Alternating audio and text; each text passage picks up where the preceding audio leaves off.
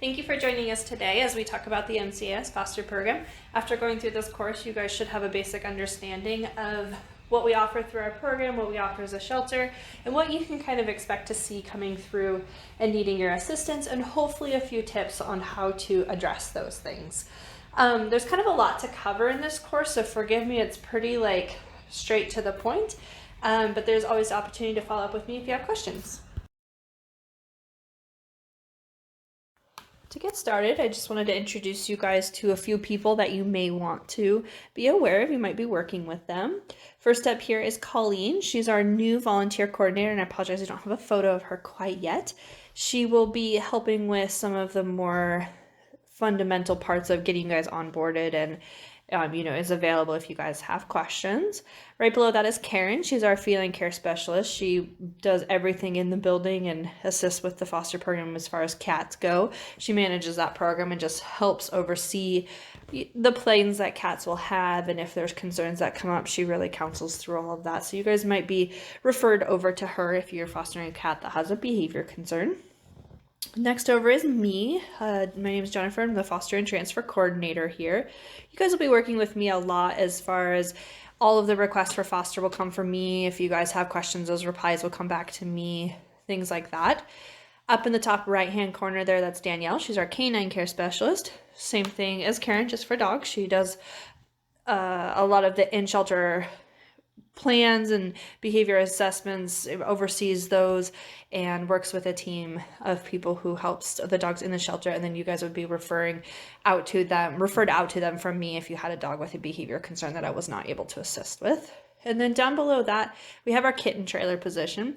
This is a position that we fill 6 months of the year with a current staff member who's able to focus all of their time just on the kittens that are in our care.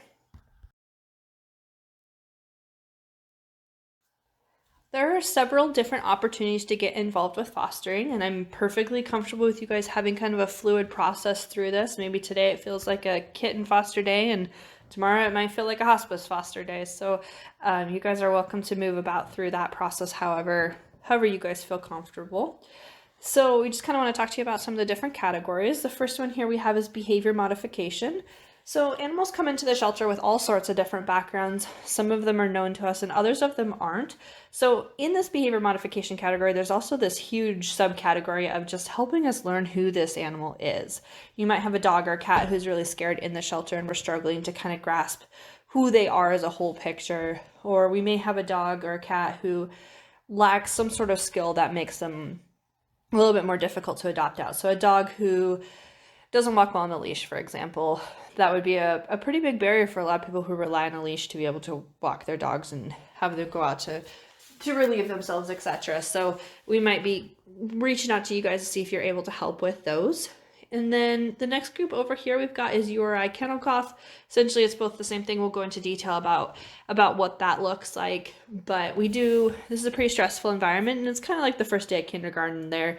You know, all these dogs and cats are exposed to other animals that they aren't normally exposed to out in the world. And we believe really strongly that our animals gain comfort from touch and from being allowed to interact with people, but that also puts them at a slightly higher risk of sharing a cold, which we think is a lesser risk than depriving them of that attention. So every now and then we will have little spikes of URI and kennel cough, and we really look to our foster home to help them recover, because we have found that animals in the comfort of a home recover much quicker than in the shelter.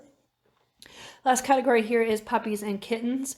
We don't tend to see too many puppies, but we see a handful every year, and those guys are definitely ones that we want to get out into foster as quickly as possible.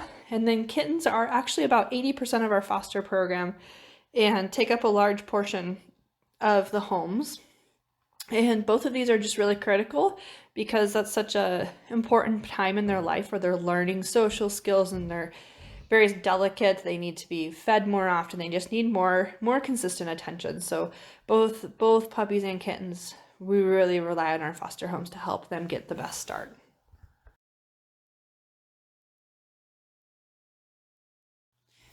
So just some more types of fostering that we have at the shelter. We do have moms and litters, so we'll get moms in who have little babies that still need to be with her.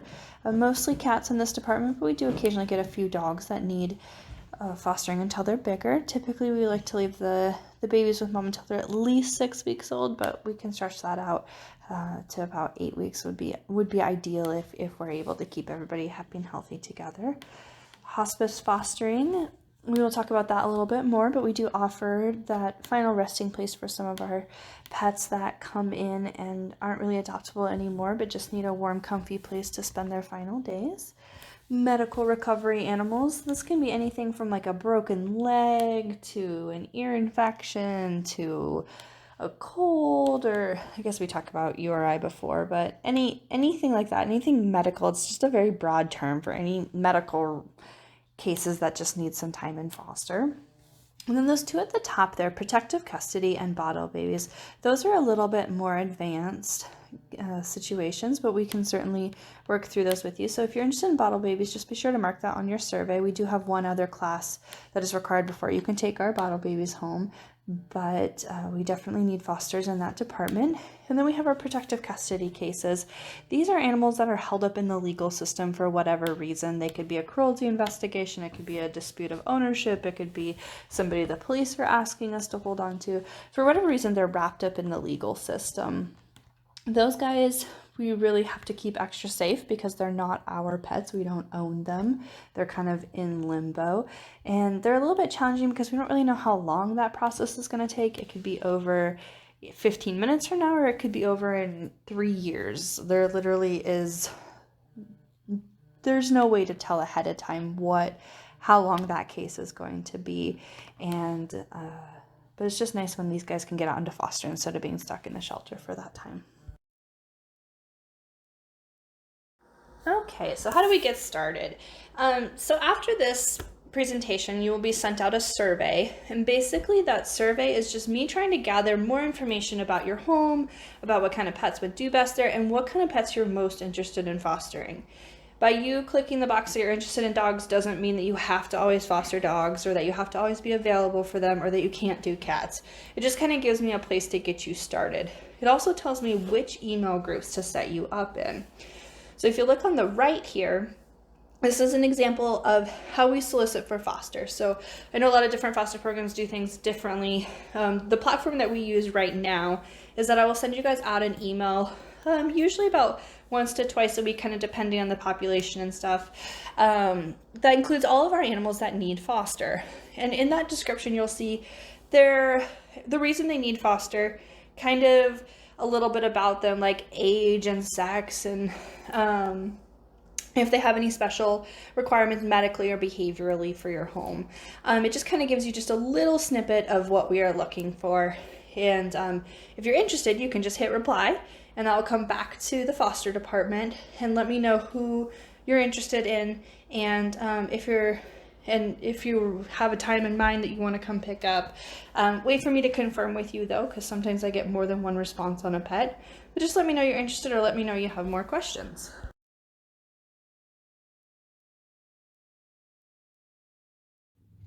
Everyone will be provided with a contact sheet. This kind of gives you a good roadmap of who to call for what.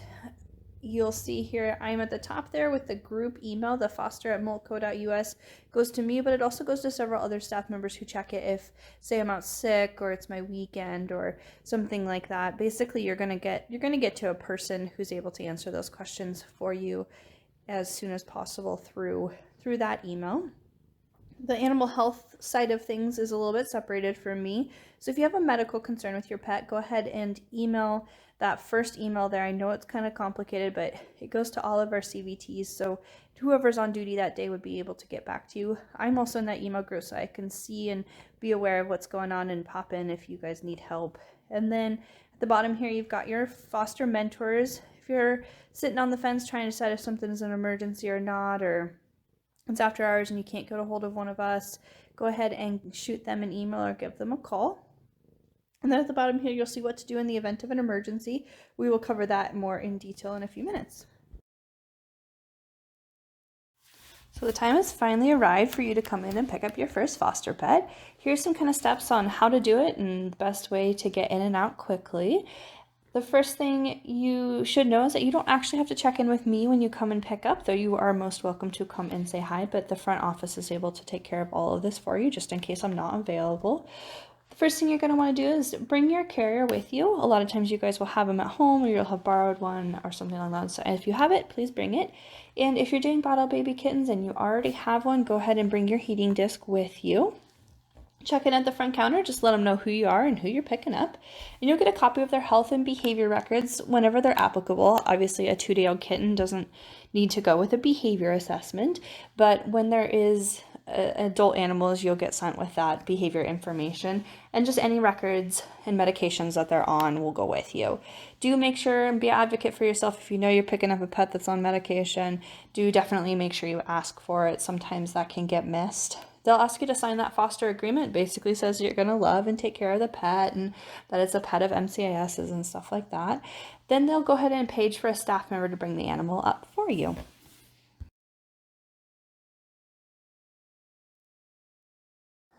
Okay, so we're going to kind of delve into some of the basics of feeding, cleaning, and a safe space. These are just kind of some overarching ways to just set yourself up for success. Feeding. Basically, there's a lot of different theories around what to feed and how much to feed and what diets are best and which diets are trending and which ones are not great. Basically, my only hardline rule for the foster program is that you're feeding a diet that's formulated for that species, for that age group, and that you're keeping them healthy with a consistent diet. So doesn't matter what brand. We find that some of the best working brands are those like middle of the road ones. Anything super rich and the animal's not used to them, and anything super poor quality, you're just not getting the nutrients that they're looking for. So generally recommend middle of the road, but like I said, my only requirement is that they're feeding something that's formulated for them.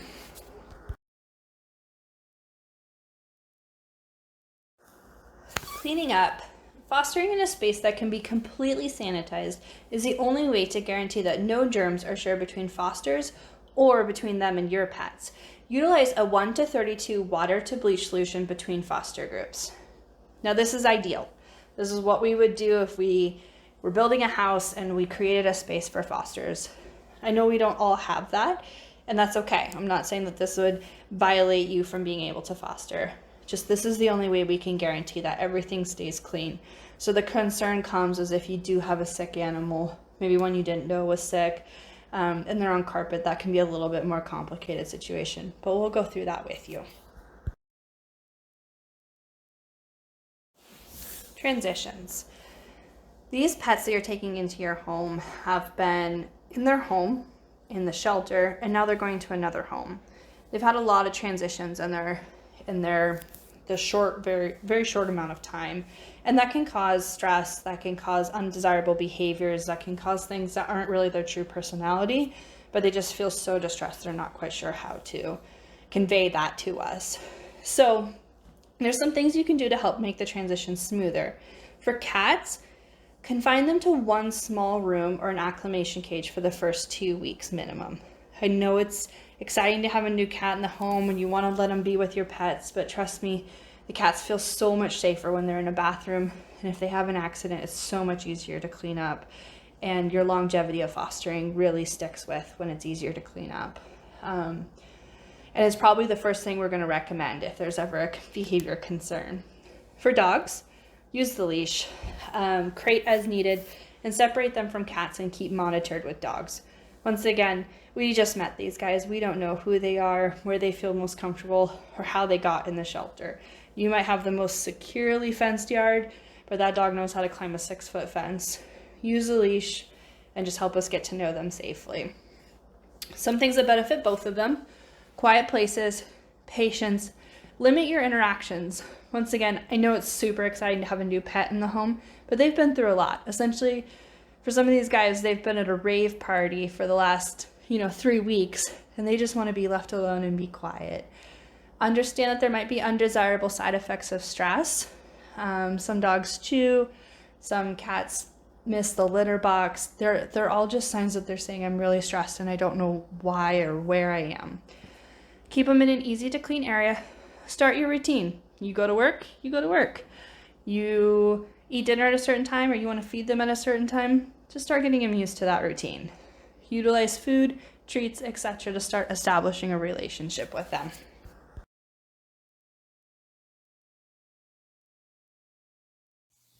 One of the best ways to make your fostering life smoother and easier and set the cats and kittens up for success is to have a good setup that works well for everyone.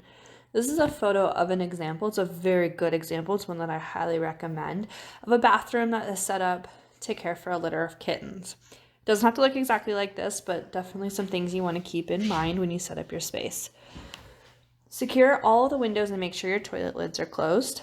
Remember that these are kitties that are, strange to your home and they might be scared, or they might just be little and could get stuck in a toilet. Accidents, unfortunately, do happen.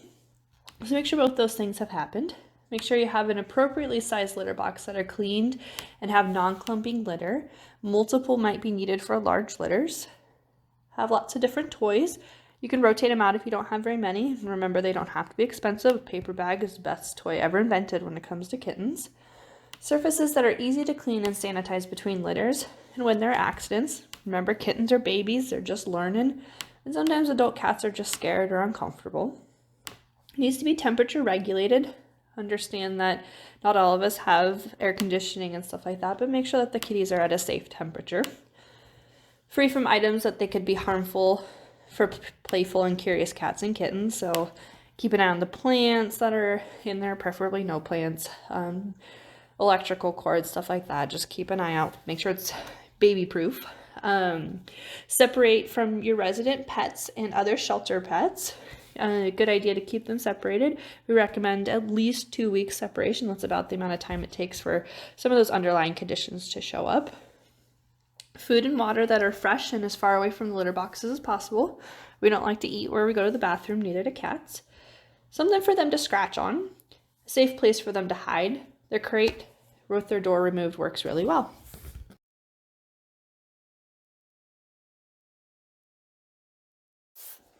Some things to consider in your setup for dogs and or puppies.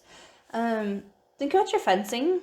Remember, these dogs got to the shelter somehow, and even though your dog may not ever challenge the fence, these guys might be a little bit more desire to find a hole or climb over or dig under. So just take a walk around your perimeter, make sure it's all secure. Keep it on those open windows. And like we said in the original thing, make sure that even if your dog and this dog seem like best friends, I wouldn't leave them home alone unattended until you really are comfortable with these two dogs. We never know if there's some resource guarding or, if a play goes too far or something like that, just while we're getting to know them. And then last but not least, make sure you just pick up the things they can get into.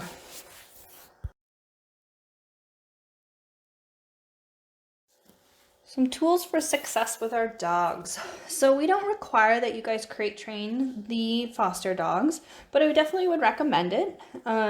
It makes sure that your home stays safe, make sure that the dog stays safe, and it also gives that dog a great life skill for when it goes into their new home. Whether or not that new adopter ends up wanting to crate their dog or not, still allows them the opportunity to, if they're going camping and they need the dog kept in a crate, or the dog's going to the vet and needs to feel comfortable in a kennel or something like that. It's just a great skill for dogs to have, and highly recommend utilizing it when you take home a foster dog. 4 to 6 foot leash.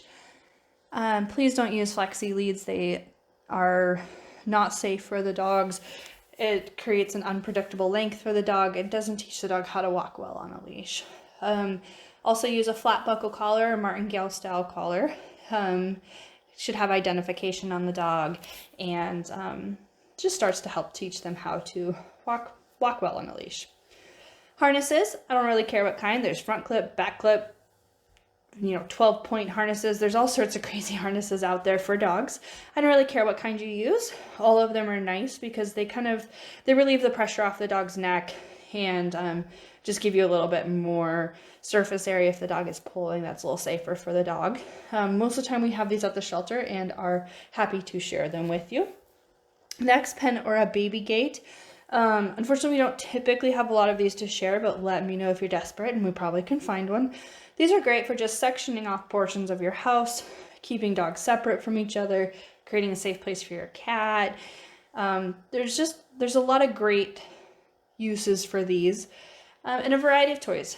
Once again, they don't have to be expensive, they don't have to be fancy, but just switch them out. Have a handful of toys, put 2 or 3 out at a time, pick up the other ones, and keep them new and exciting.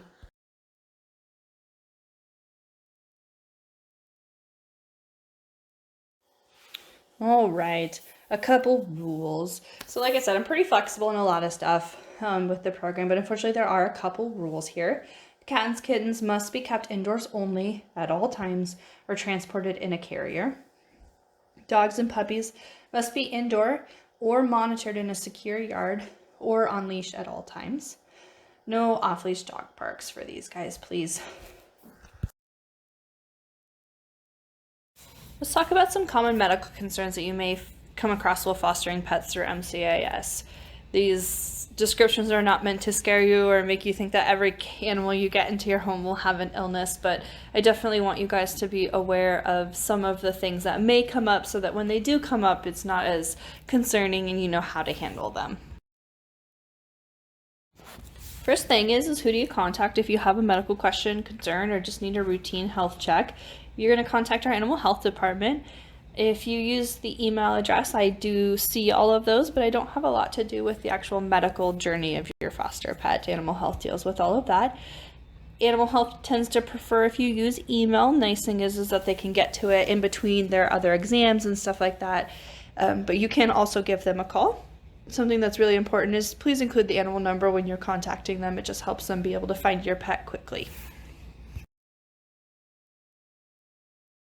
Kennel cough upper respiratory infection may appear as eye or nasal discharge, coughing, sneezing, lethargic, swollen eyes, basically all of the things very similar to like the human cold.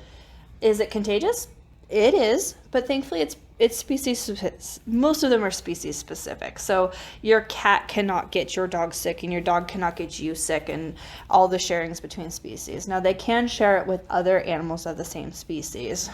Unfortunately, these are caused by a virus or bacteria or both. So basically what I want you to do is if you see any of these symptoms is to refer to your manual because treatments really vary depending on the severity of the symptoms and they're really very depending on age. A 2-day-old kitten who needs to be able to bottle feed is very different than a otherwise healthy 5-year-old cat, if that makes sense. Okay, the parasite section.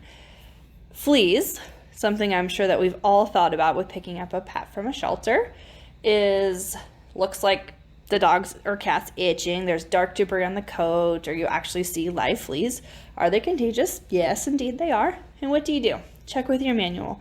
Most foster pets that come to you are going to be treated prior to you picking them up, but they can take about 24 hours or so to be effective. So you may get an animal that's just been treated and you may be like, oh my goodness, they still have fleas, but really those fleas have been treated and they will die. But definitely check in your manual and check your vet records when you pick up, because if you pick up a pet that's too small or maybe wasn't social enough for us to be able to put flea meds on, that might be a situation where we can set you up later. But typically you're going to be aware of those situations and your pets are going to be treated for fleas. Ear mites have a similar symptom in the fact that they're itchy. They have dark debris in the ears, and then their ears kind of have this odor. Is contagious to all other animals. And what do? Just contact animal health if it's not already indicated on your medical records that you received or that treatment was more than 2 weeks ago. So essentially what you're looking for is, did we just treat this and this is just residue, or is this a new symptom? All right, I know this photo is wonderful to look at, but I want you guys to be aware of what they look like in case you've never seen them. So we do treat all of our pets with a broad spectrum dewormer as long as they're age appropriate. Some of our animals that are going to foster are going to be too young for that, but it's going to be pretty few and you're going to be pretty aware of what to do in that process. But They can look like small rice-like parasites, or they can look like spaghetti, but definitely just keep an eye out, check the records. If they've just been treated for worms, it's probably just them passing along the deceased ones, but definitely contact animal health and just make sure that there isn't a dewormer that kills all parasites. So we use a broad spectrum one, but there are a few that are outside of that normal range.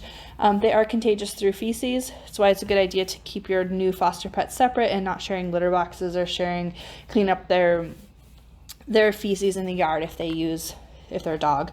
But definitely just contact animal health for assistance. Ringworm. This one tends to sound a lot more scary than I have come to realize it actually is. I think the most concerning thing with ringworm is that it is pretty contagious, but ringworm lives around us. It lives in our environment. It lives in the garden. It lives in places like that. And it typically doesn't impact us unless we have a compromised immune system. Same thing as with cats and dogs.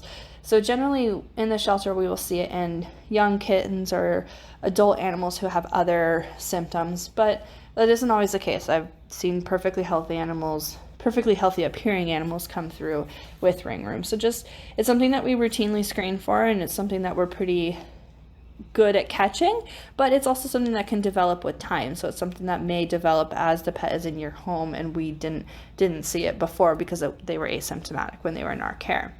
So keep an eye out for dry skin with missing hair. It's generally found on their face, ears, and legs. It is contagious to animals and humans. It's one of the few things that we can catch from them. It's a fungus that's found in our environment. And what to do is to contact animal health and keep them in a cleanable space. So treating ringworm is not super difficult. Getting it out of the environment can be. So that's why we really stress keeping these little guys, especially the little guys, in a place that you can easily clean. But we will walk you through this. Another fun one here is lice. We find it in some of our cats and kittens. Thankfully, it is not, I repeat, it is not contagious to humans or animals of other species. I promise you, you'll still feel a little bit itchy after touching a cat that has been treated for lice, but it is not contagious to humans. It'll look like little white flecks of fur, or little white flecks on their fur, similar to dandruff, but it clings onto the fur, so you can't blow it off. It is contagious to other felines and rabbits, and what to do is if you see it, contact animal health. Treatment for this is really, really easy, and it sounds a lot more scary than it is. Diarrhea and vomiting. This one's a little bit difficult to give you guys clear-cut advice on because there's so many variables that go into it.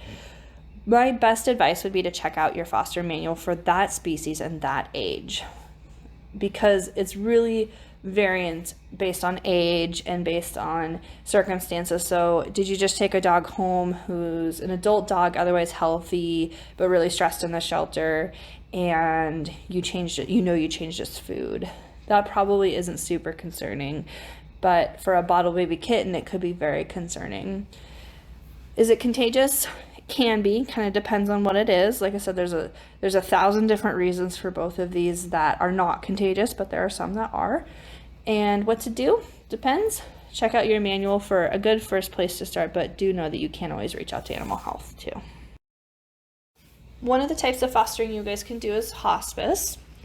MCAS has a program for this for our pets who come into our care that aren't really adoptable anymore, but it's also not their time yet. They're letting us know very clearly that they're still comfortable, that they still really would like to be with human companions, and they have a condition that is manageable to the sense that we can keep their quality of life in a good place. We really are looking for foster homes who are willing to take that last step on their journey with them, provide them with a warm, comfy bed, and just love them and help them feel comfortable in their final days. We provide all of the medication. We unfortunately are only able to provide palliative care. We don't have a lot of the advanced technologies that like your personal vet may have, but we do quite a bit for these guys to keep them happy and healthy. We talk about at the end here a slide about some extra resources as far as it goes, but hospice is exceptionally hard because you're signing up for a pet that you know will not be with us for too long. And I do want to let you know up front that animals can graduate from this program and become adoptable. I cannot tell you how many pets we have come in and we're like, oof, they don't have too much longer on this earth. And you get them into a home where they're loved and they have warm bed and food and regular veterinary care, and all of a sudden you're looking at a pet that's got several years left with us. And that can be kind of a mix of emotions because you were kind of expecting to be there with them to the end, but it's also so great to see them graduate from that and be adopted into a home where they just get to go on living, and hopefully that opens up a spot in your home for another one.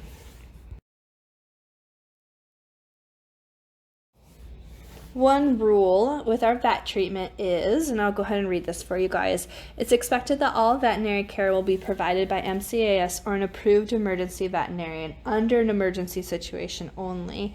A foster parent may not take a foster pet to any other veterinarian. No medications, prescriptions, or otherwise are allowed to be given to foster pets unless previously authorized by MCAS veterinary staff. Failure to follow this rule may result in no longer being a foster parent with MCAS. Any unauthorized veterinary care will not be reimbursed by MCAS. So there's kind of a lot in this sentence here, but essentially we have a full team of veterinary services, and then we also have specialists and stuff and veterinarians like that we contract with to provide the best care possible for these pets. And it can be tempting to want to explore opportunities outside of our services, but we ask that you work with our veterinary staff and follow the treatment plans that they have in place, because sometimes if there's more than one good treatment going on, those two treatments can conflict and either make them not effective or can actually really harm the animal.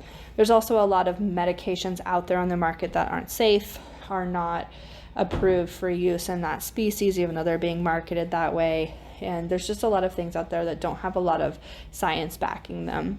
This does include products with CBD products, with like CBD oil and stuff like that in them. Unfortunately, our veterinary staff are not allowed to work with those. But please talk, both of our veterinarians on staff are fabulous people, and they're very willing to work with you guys through the treatment plans. Emergencies. Unfortunately, sometimes things happen that we just aren't expecting, and these don't happen very often, but I want you guys to have a discussion about this so that you guys know what to do when they come up. One of the things I think takes a little while to learn and navigate is deciding whether something is an emergency or not. I've tried really hard in the manuals to lay that out for you guys as easy as possible, so definitely look through your species manual and get an idea of what constitutes as a medical emergency, and that will help guide you in what to do. Each one of the species has a chart that will kind of walk you through, is this something that can wait? Is this something that we need to keep an eye on? Is this something that we really need to go to the vet right away?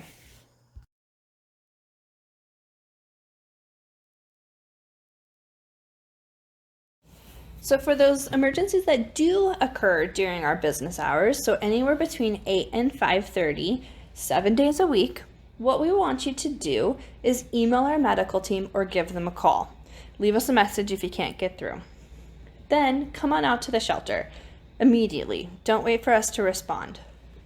Have your animal ID number with you and provide this number at all points of contact whenever possible, but don't let it delay you. It just helps us provide better services. Come out to the shelter. We would be happy to help you. For emergencies that happen after hours, so between 5:30 p.m. and 8 a.m., these are the instructions you're going to want to follow. If you're unsure if it's an emergency, refer to your foster contact sheet for a list of current foster mentors for guidance. Right now it's Alice and Robin. Both of them are really, really good at counseling you guys through these situations. They've been there, done it with almost anything that can come up, and they're happy to answer these questions. And honestly, in the 3 years I've been in this position, I've never had them refer a foster parent in the wrong direction. They want to help. They signed up to do this. They're very, very involved in their role, and they want to help you guys through this. Do not be afraid to call them. After that, if you determine it is an emergency, take the pet to one of the following approved after-hours veterinary clinics. Please, for the time being, use Dove Lewis, but do know that Northwest Vet Specialist is an option. You can go ahead and just give them a call before you go out there. If possible, bring your foster's medical records with you. When you get there, notify the client that this is a foster pet with MCAS, and they will not charge you for the care that they provide. They will send us the bill. Notify the shelter as soon as possible that you have taken an animal to an after-hours vet clinic. Go ahead and shoot that email to us or give us a call. And please include the animal numbers. These vet clinics are really good at letting us know and sending us that information, but we're going to get it from you faster, and it's really nice to know, especially if that animal needs follow-up care or we need to go pick it up from the vet or anything like that, if we just can walk in, have that email sitting in our inbox and know exactly what's going on. Bites. What to do if you get bit. I want to clarify that bites include all bites. It does not matter the intent of the bite, whether it was aggressive or not in nature. If a bite breaks the skin, it has to be reported to us. How you can do this is you can call or email. We need you to report it within 24 hours and include a photo if possible. Get medical attention if you need to, and always feel supported to return the pet as needed. We don't ever want to set you guys up for this to happen, and it's pretty rare that it does, but occasionally things happen. And we want you to know that we support you guys through this and that we are always here to take the pet back if needed, but that also we want to just follow the laws as far as reporting a bite, even if it's not aggressive in nature. We just need to document that it happened, we document the reasons behind why it happened, and then we review those circumstances and make the best decision for you guys and the pet from there. What to do if your foster pet escapes. So this also thankfully doesn't happen too often, but it does happen. So the first thing you're going to want to do is, if you're right there, just attempt to catch the pet. If you're not able to catch them, within about 10 minutes, go ahead and give me or the shelter a call. Let us know what happened. We can go ahead and make sure that if we have an officer in the area, they're keeping an eye out. We can go ahead and help you through the process. We can help you file reports if needed, and we can go ahead and just keep our eyes out for them coming into the shelter too. And then in addition to that, file a loss report on our website and Craigslist, and utilize things like Nextdoor and stuff like that. Our website has a lot of really good information about where to go ahead and file that. The more word you can get out there, the more eyes you have looking out for them, the better.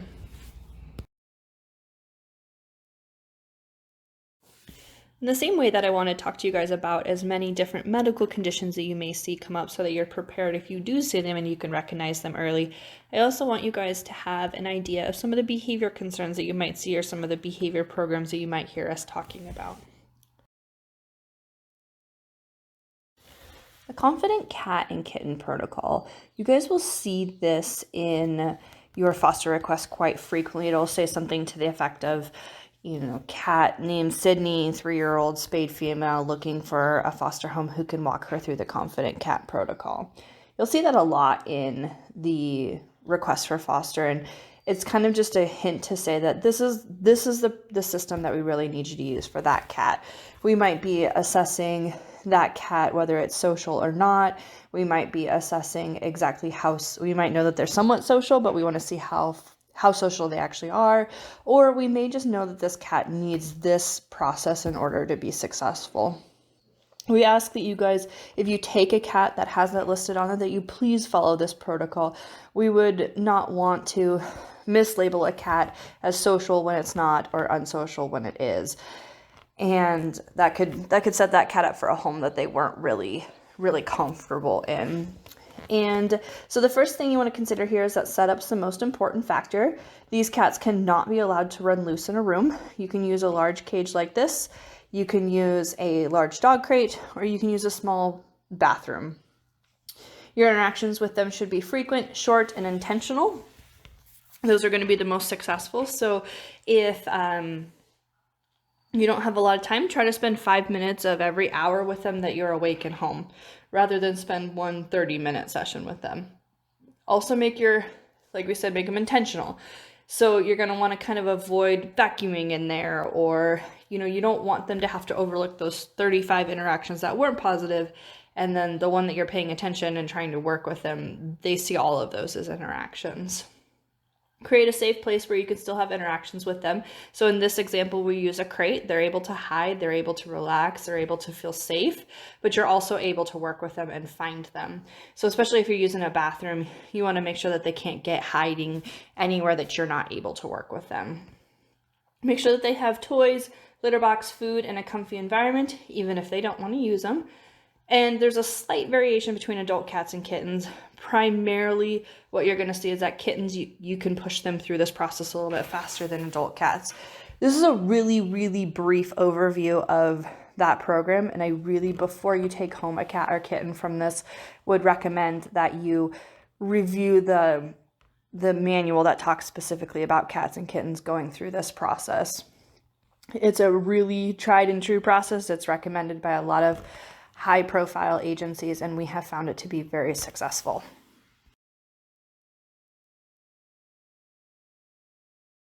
We touched on transitions, and we touched on the fact that you guys may see a little bit different behavior in the home than we're seeing in the shelter. Our assessments have gotten pretty good, and we're pretty good at judging how these animals are going to behave in the home, but we're not always able to see those things. And sometimes we are, and we're going to label them with some of these things.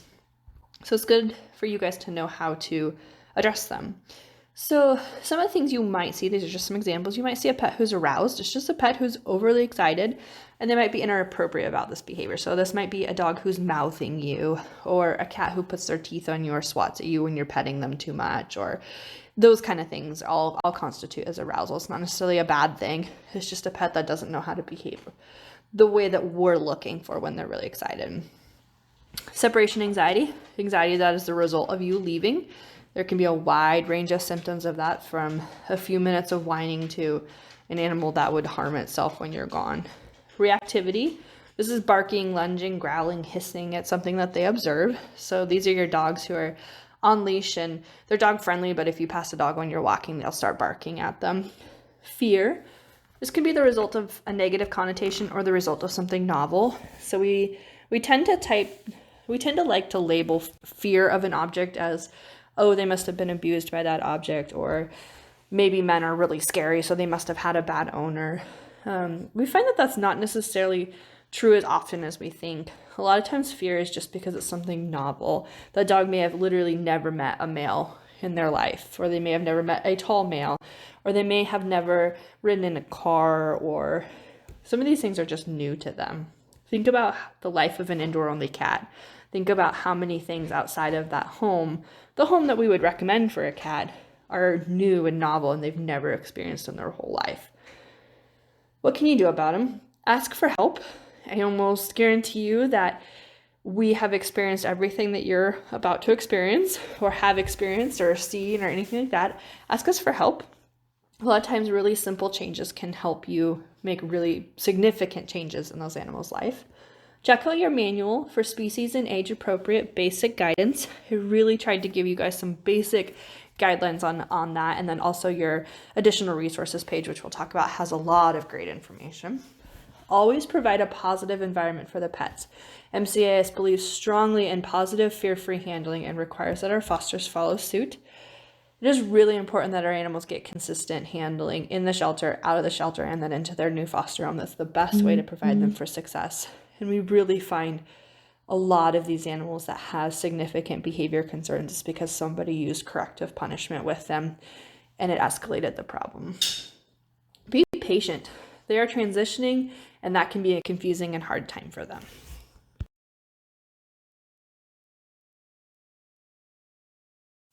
House training. This is something that I get asked a lot in the foster transfer world is this dog or cat house trained? And my answer almost always will be, I don't know, because we don't have a lot of history on these guys in a normal home, and the shelter is not a normal setup. Sometimes we can tell dogs are house trained in the shelter, but 99% of the time we can't. The other factor to that is you can take the most house trained dog or cat and you move them out of their home and they don't know how to ask you that they need to go potty, so they'll have an accident. So many times owners fill out the owner surrender form with, the dog just looks at me. Well, if this is a new dog to us, and we're just going to be like, why is that dog staring at me? So there's just a lot of different ways they ask, and they're trying to communicate with us in the same way we're trying to communicate with them.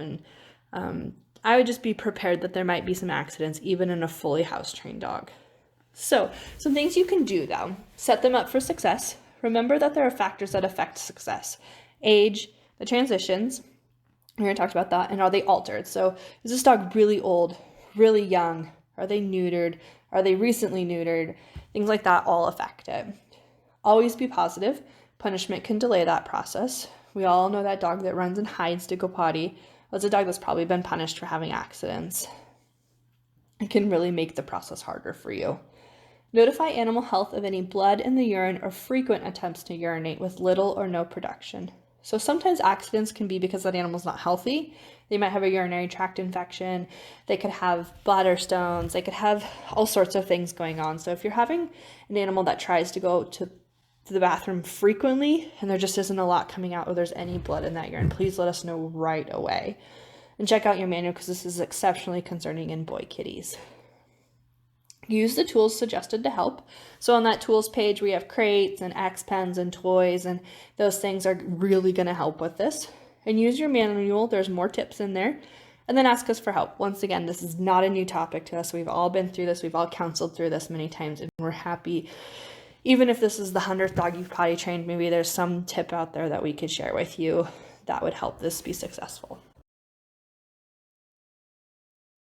Introductions to other species. This can be kind of a tricky one, and it's one that I encourage you guys to be in communication with us about if you have questions. Generally speaking, we're not going to require that your dog comes and meets the dog that you're fostering, and we would never do a meet with a cat.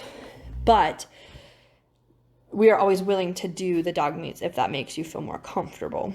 So the only time I really would require them is if we have poor history of the dog that we're trying to foster out, or if your dog has concerns, we might require it just to make sure that we can be there to help.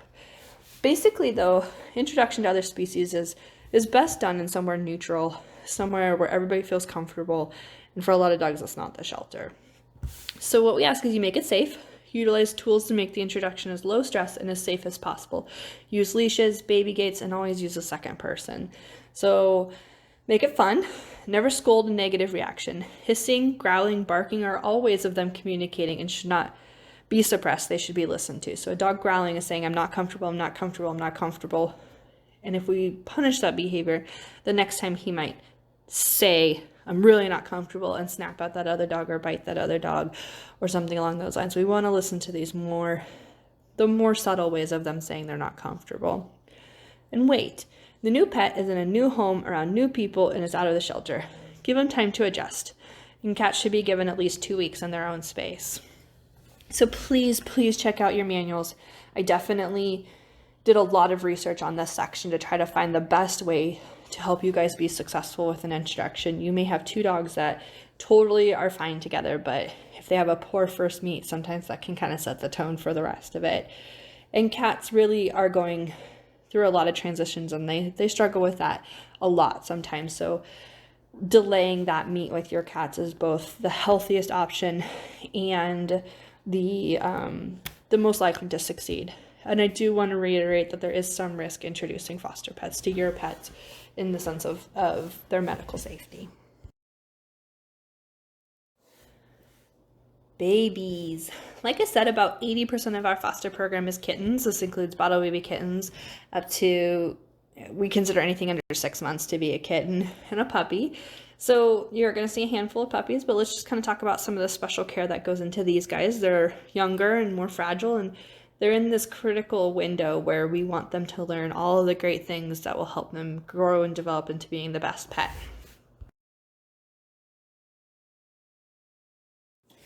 So the goal for raising these kids is to help them grow and to be the most well-rounded citizens for as many adoption options as possible.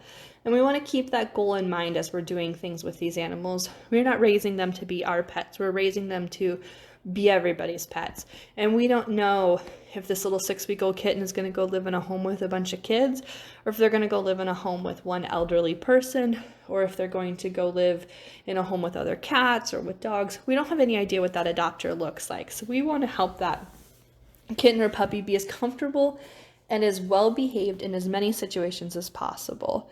These are the reasons that, while I don't require it, things like crate training are a good idea, or teaching a kitten how to trim their nails, or teaching a kitten how to be held by a kid, and all of those things that these guys may grow up to be in a home with, where we could set them up for the most success possible.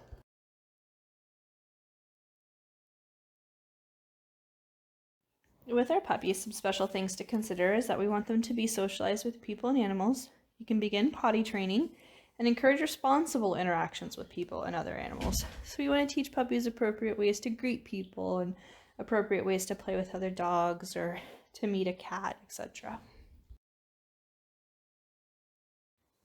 As we mentioned, kittens are the largest portion of our foster animals, so we're going to kind of take a break from the group discussion and we're going to talk a little bit about kittens. We're going to talk about your monitoring sheet. So every kitten should be sent to you with their own individual monitoring sheet. We ask that you bring these to all appointments and fill it out every day. Promise you, it takes a little bit of time up front, especially if you have a litter of like 6 or 7 kittens, but this will save you time. It'll save you trips in and out of the shelter and will help you provide kittens with the best possible care.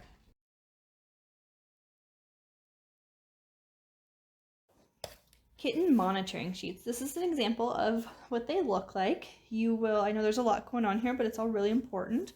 The ID number there on the top helps us keep track of which kitten is which, so it's really important.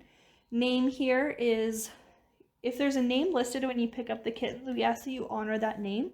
That name came about by, most likely from a donor who gave money in order to get to name the kitten that you're fostering. If there is not a name there, go ahead and name your kittens. You're most welcome to do that, and we encourage you to.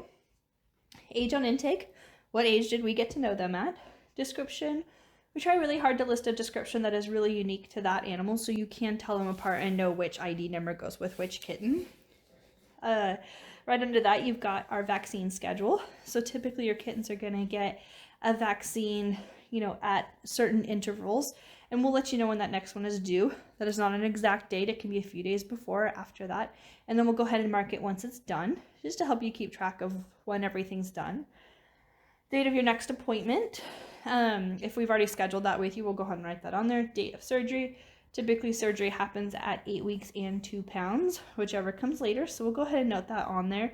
And there's instructions for surgery drop-off times and feeding and everything like that, just in case you forget. And then we've got your deworming instructions here. Strongid, Panazerol, and Panicure. Just follow the instructions that are on there for each one. It seems like a lot, but I promise this program has been really effective at keeping our kittens healthy and happy. Weight recording frequencies. So if you have a nursing kitten, we ask you go ahead and weigh them every day, preferably in grams. The scales that we provide for you guys, and most like food grade scales, will have grams. Grams are just a much more specific weight, so we're able to see a little closer. While they're weaning, go ahead and skip to every other day. And once they're fully weaned, go ahead and just give us a weight twice a week. This bottom part here is the part we'll ask you to fill out. So you'll have the dates either pre-entered or you'll enter them. Go ahead and do their weight. Fecal score, you can see in your manuals how to do that. Are they vomiting? Are they happy, healthy? Otherwise, just note anything on there, anything you see different. Are they eating well off mom? Are they eating formula, canned food, dry food, or did they not eat that day? Then you can go ahead and mark your dewormers. We'll go ahead and try to highlight for you when those next ones are due, just so you can kind of keep track of that. And then if they're on any medications. I know this seems like a lot, but it really will save you trips. If you have a kitten who didn't eat well for 24 hours, but in general that kitten is otherwise healthy, he's gaining weight, he's on course for everything else, we might say to go ahead and keep an eye on it. If you can't tell us the last time it ate or what its feces looked like or if it's gaining weight, we're going to lean on the side of caution and we're going to have you come in. After a few trips like that, you're going to start feeling a little bit frustrated because we're not close to most people. We're just able to give you so much better advice over the phone or via email when you're able to tell us what their weight history looks like, what their eating patterns look like, what their ins and outs look like. That gives us really, really important information to help us coach you better over the phone and save everybody trips. Weaning puppies and kittens. So there's a whole section in each of the manuals that talks about this process, but this is just a really brief overview.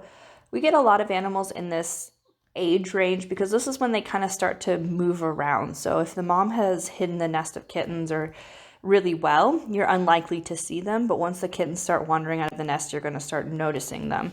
So a lot of people start to bring them into the shelter thinking that they're abandoned. So you may end up with a kitten or a puppy who's just not eating super well, or you may end up with a bottle baby who is right there at the weaning process. So definitely take a look through these processes. Like I said, this is a brief overview, so definitely check out the manual for more details. The process can take a couple weeks. Some animals get it really fast and others do not. Sometimes you'll have a litter where some get it and some don't.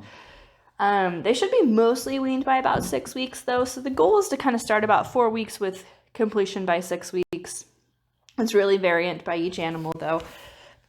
Begin with a gruel of pate style food that's watered down, and then gradually make this thicker. So they'll go from licking it up to kind of chewing it more.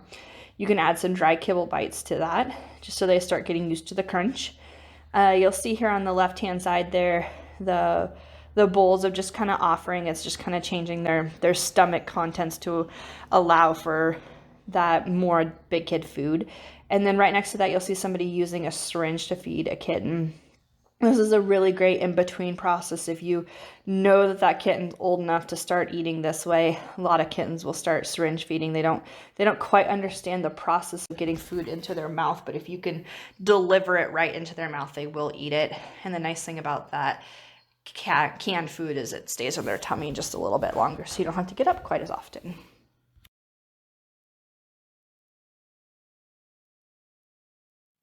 Okay, adoption. So we've put in all of our hard work and we have a happy, healthy pet who's ready to go up for adoption. How does that process work? So for our first section here, we have cats, kittens, and adult dogs. Who's okay to adopt? Generally, foster families are going to have the first opportunity for adoption. I say generally because sometimes there's these weird one-offs, but 99.999% of the time, you as the foster parent have first dibs on adoption. And when you don't, I typically know that when you take the pet, and I can give you that information, but sometimes really weird things just come up. Your friends, family, your Uncle Joe's neighbor, really anybody in your network of people, if they're interested in adopting, that's awesome. We would love to utilize them as a new home for this pet. And then you also can do someone who sees them through the website or an adoption event.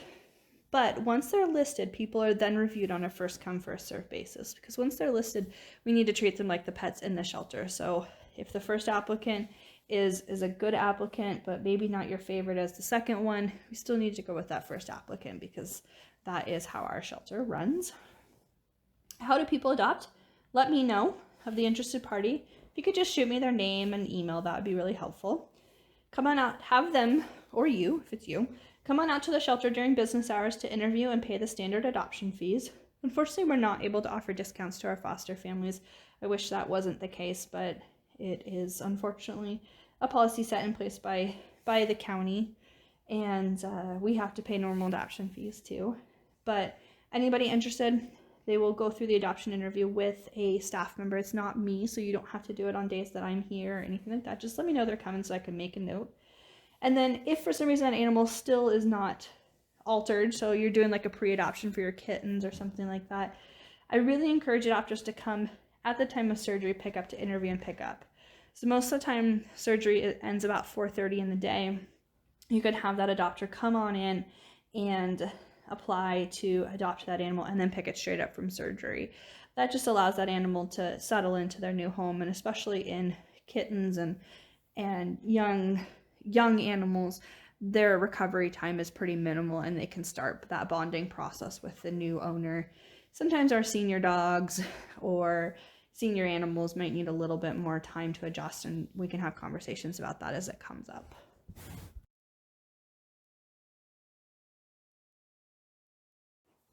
Puppies have a little bit different process. Generally, foster families, same thing. You guys have first dibs on adoption. But unfortunately, all other adopters, including your friends and family, will need to be reviewed on a first come, first serve fashion at the shelter the day of adoption. How you adopt, you let me know if you're interested. And if you do not intend to adopt, the puppy will be returned to the shelter. They will be listed for adoption the night before, and a sign-up sheet will be out front of the shelter 1 hour before we open. This is just to make sure that our public has access to puppies, and we don't get too many, so it's a pretty big opportunity for people to come on in and adopt a puppy.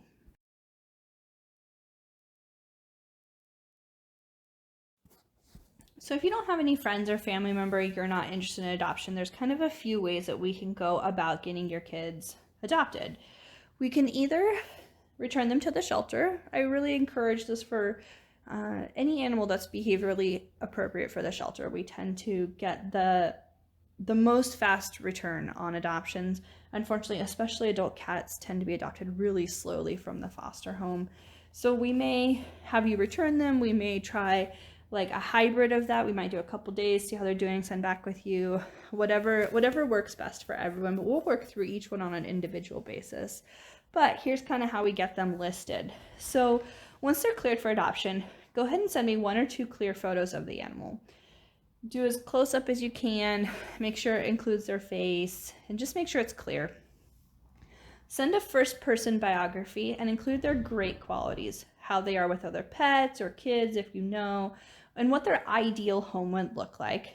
And then if you have a pet that's kind of struggling to get adopted, it's been a week or 2, go ahead and send me another photo or switch up their bio just a little bit. Maybe include that they love to snuggle in the bed, or maybe include that they never get in the bed. Each one of those has a little niche market of adopters who likes that particular quality in a pet. So I kind of just want to talk about this example up here and kind of a little bit of a hint on how to write that bio for you. So this dog here is Sam. He was actually a dog in our shelter, and all of these things are true about him, but let's take a look at this first bio here. Hi, I'm Sam. I'm an active boy who's likely to destroy your home. I bulldoze through kids and bark and lunge at other dogs. I have separation anxiety and I'm not house trained. Come and meet me. How many of us have read a bio that looks like this? None of these things about Sam are not true or exaggerated. This dog was really tough. He thankfully did land a really awesome spot in a bull terrier rescue, but there's a better way we could say this. So here's a second example. Hi, I'm Sam. I'm seeking an active home who could keep up with my smart mind and lean body. I live life to the fullest and sometimes I don't look where I'm going. Got kids? That's okay, but I might bump into them by accident. I would do best in a home where my people are with me and as your only canine friend. What can I say? You're my favorite. We're not leaving anything out. We're not misleading an adopter. In conversations, this opens up the opportunity for a conversation. So let's say you get a phone call about this dog, or I get a phone call about this dog, and it's a family with 6 kids under the age of 10 that are all pretty fragile, and they're like, oh, it's okay if they get bumped into. I can have that conversation with them. But what if, on the other hand, we had put a strict kid restriction on this dog, and we get a call from a family who's got a 6-year-old boy who is that rough and tumble, can handle anything kind of kid. We wouldn't want to rule that family out because that kid might be this dog's best buddy, and that mom might teach from home or something, homeschool her kid or something. That might be the most ideal home this dog has ever heard of. And we just want to keep it open for a conversation. Doesn't mean that we won't screen through a few people that aren't good fits, but we want to balance that asking for what the animal needs with making them still available for that conversation.